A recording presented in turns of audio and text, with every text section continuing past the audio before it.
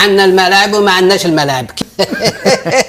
الملاعب الجزائريه مانيش عارف علاش يحبوا يديروا هكذاك، ما نفهمش علاش يحبوا يبقاو على ملاعب هذوما تاع وقت الاستعمار. عيب توريو هذوما كاع ودي خلينا ما فيها والو، تدير له طوالي بروجيكتور عندها 4 سنين وما ماكاش. راك شفت الخماج قدام اللي برا محطوطين شنو هذا، وزيد يزيدوا يلعبوا فيه ليماج ويوروه يوروا فيه ليماج. انت باروداج ما تقدروش تسبغوه، سي كراف.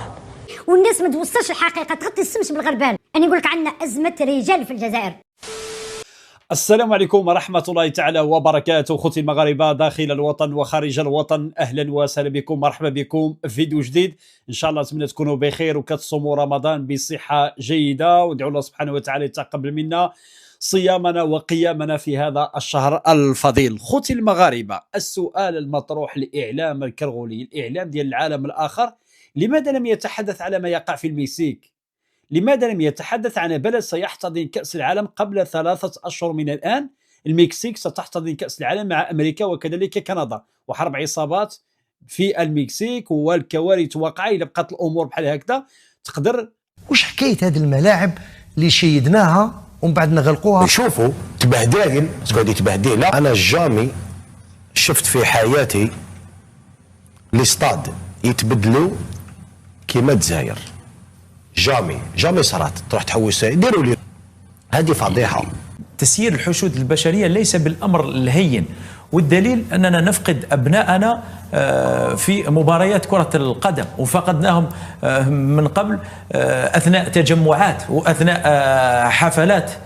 كانوا شباب يموتوا اثناء الحفلات واليوم يموتوا في الملاعب. كاين علم اسمه علم تسيير الحشود البشرية. تنظيم مباراة في كرة القدم أو تنظيم تجمع يحضره حشد شعبي كبير، هذا يتطلب أناس أكفاء يشرفون على هذه العمليات. كفاكم لاستثمار في أرواح وفي ضحايا. رئيس الجمهورية سيد عبد المجيد تبون يأمر بفتح تحقيق. خلاص هنا بسطة كل واحد يحبس. عارف يعني ايه ملعب بالكامل يقع على اصحابه؟ عارف يعني ايه ملعب يجي من فوق لتحت على اللي فيه؟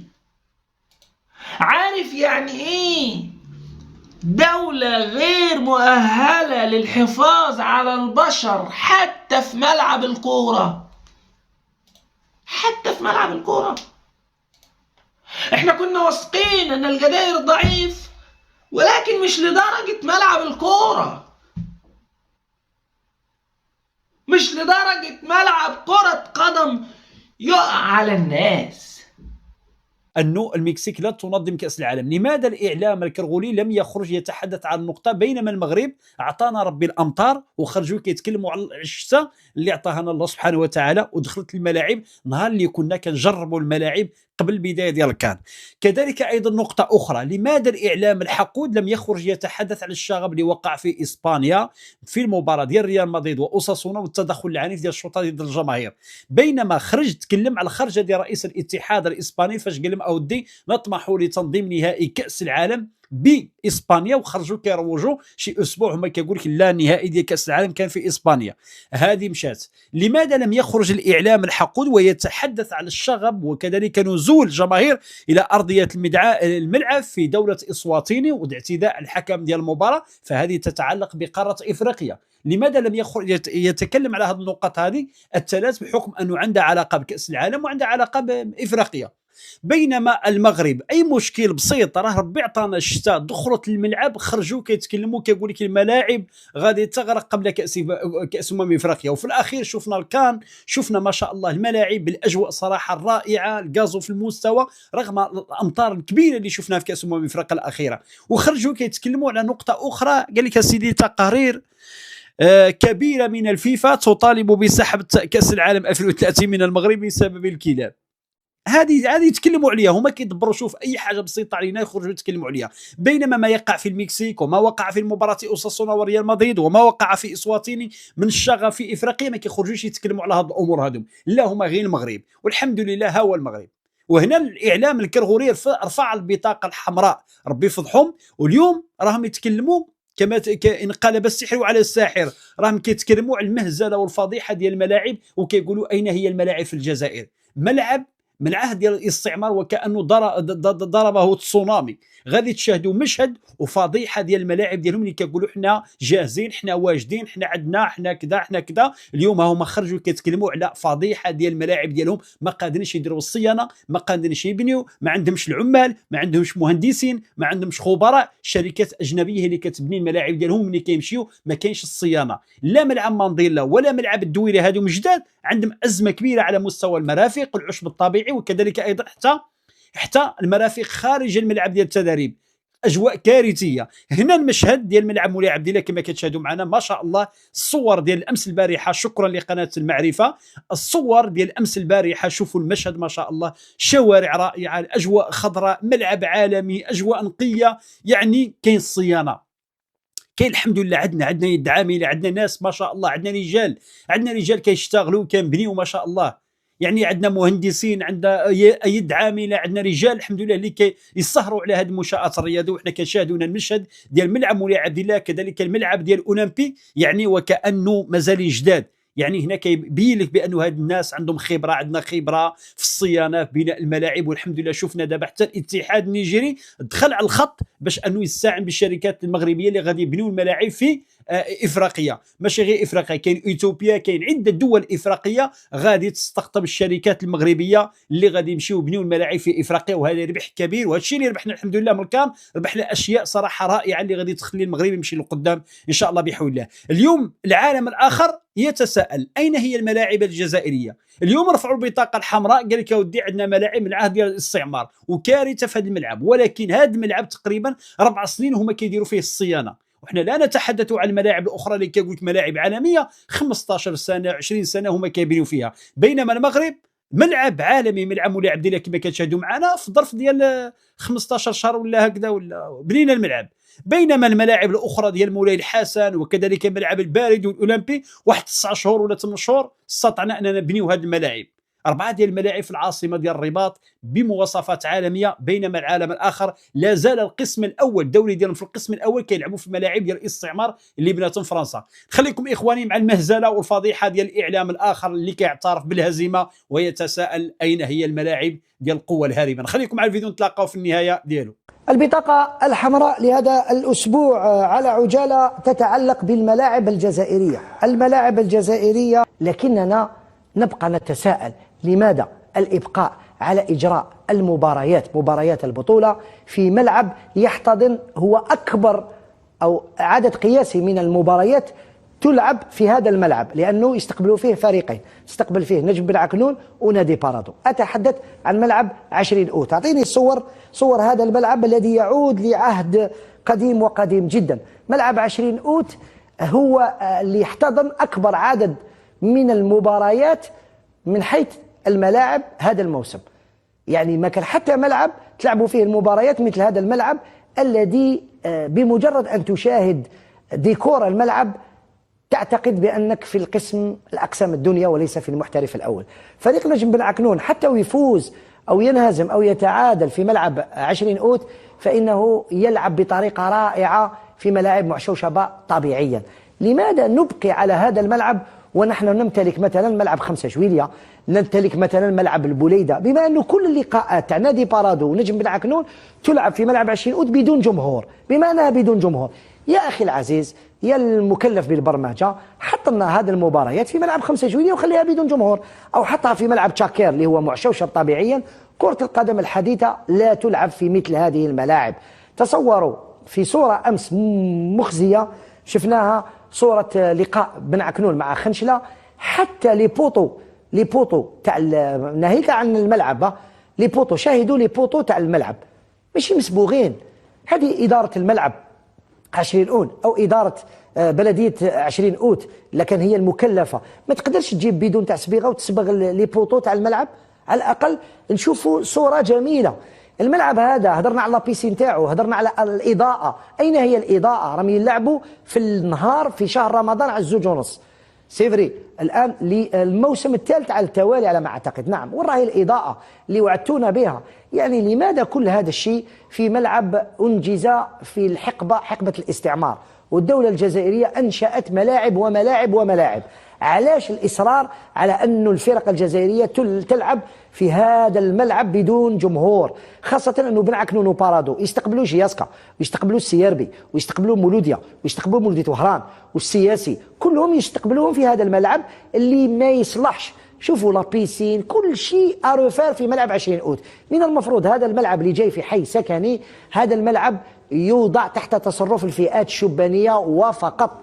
خليونا من الملعب مثل هذا وحولوا ملعب فريق بن عكنون اللي يلعب كرة جميلة إلى ملعب 5 جويلية. ما نتكلمش على بارادو لأنه بارادو راهي في المراتب الأخيرة، نتكلم على بن عكنون لأنه بن عكنون راهي مع أصحاب المقدمة وناقص مباراتين. شفتهم أنا أمام مولودية الجزائر في كأس الجمهورية، صراحة فريق يبراتيكي كرة جميلة وجميلة جدا، لكن كي تلعبوا في ملعب كما هذا كي تشوف الصورة فقط تشبع وتعيا شوية.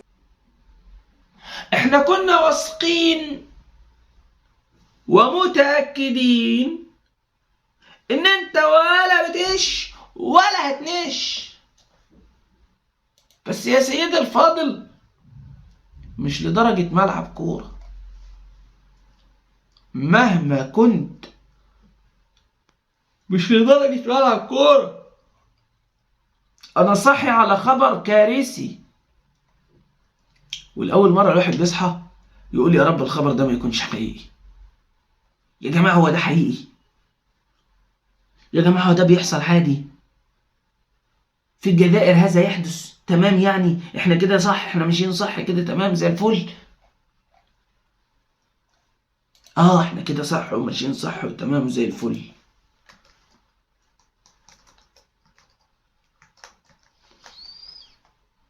احنا كده صح وماشيين صح وتمام وزي الفل. نعم، الإجابة احنا ماشيين صح كده تمام، احنا ما عندناش مشكلة خالص.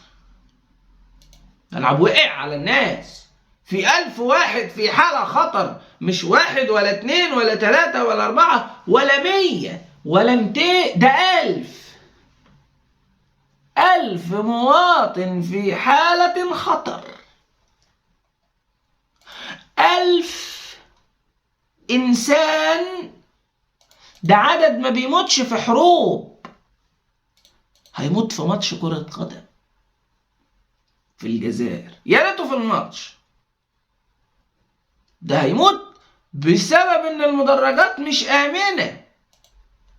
وكنتوا بتقولوا للمغرب احنا المفروض ننظم افريقيا وبتطالب بتنظيم افريقيا. ده انت لو نظمت كرة قدم افريقيا للكتاكيت هتوقع العش على الكتاكيت. لو بتنظم افريقيا للكتاكيت هتوقع العش على الكتاكيت.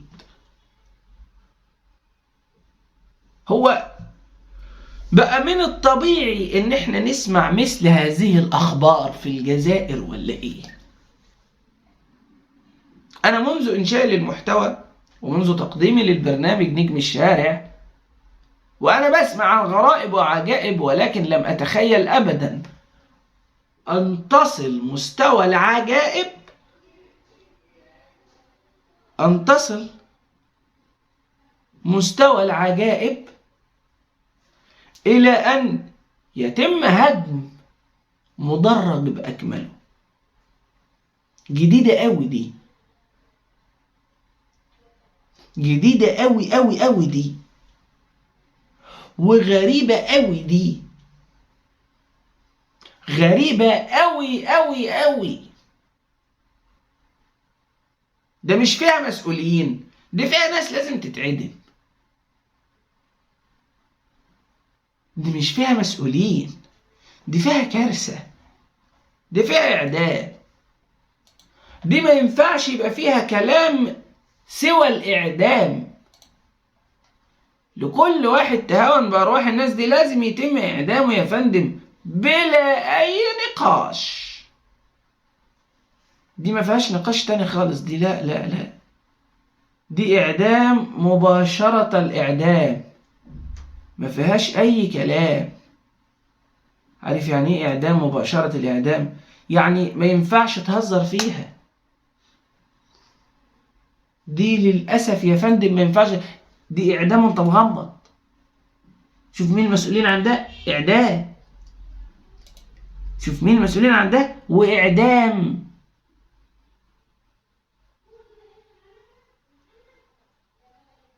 الكارثة،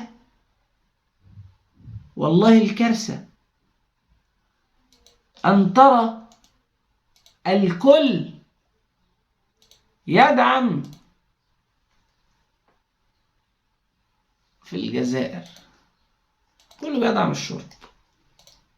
مفهومش واحد قال لي يا الناس اللي ماتت دي هنجيب حقها ولا لا. نقلهم ارمي في المستشفى، ارمي في المستشفى، ولما نفضل نبقى نشوفهم. مش كفايه انهم بوظوا لنا الملعب، يا لهوي عليا، مش كفايه انهم بوظوا لكم الملعب صحيح، ده المفروض وانتوا بتموتوهم وبتقعوا عليهم الملعب تضربوهم بالبارود عشان بوظوا لكم الملعب. المفروض وانت بتموته ترمي عليه البارود عشان بوظ لك الملعب. حاجه في العقل والمنطق والله ما تتعقل. ان حتى من تحدثوا عن الخبر تحدثوا بتهمه ظلم الجمهور. عارف يعني ايه ظلم الجمهور؟ يعني هم شايفين ان الجمهور اللي غلطان، انتوا اللي ضغطتوا على الملعب. انت مجنون. ما هو انت لو مش مجنون مش هتتكلم كده. انت مجنون يا فندم، سيادتك مجنون يا بيه. الناس اللي ماتت هي اللي غلطانه انها ضغطت على الملعب. ده انت صباح الفل، ده انت صباح الفل قوي فعلا والله. بس هتقول ايه؟ عليه العوض ومنه العوض. في الجزائر سترى عجائب وغرائب الدنيا السبع. هم مش 7، هم في 7 منهم بس لوحدهم في الجزائر. 7 بس كده للجزائريين والباقي فن براحتك. مش هطول عليك. اعمل لايك واشترك في القناه وشارك برايك في التعليقات. انت سمعت بنفسك كل حاجه. لو في حاجه جديده ابلغك بيها اول باول. شكرا للجميع والسلام عليكم ورحمه الله وبركاته.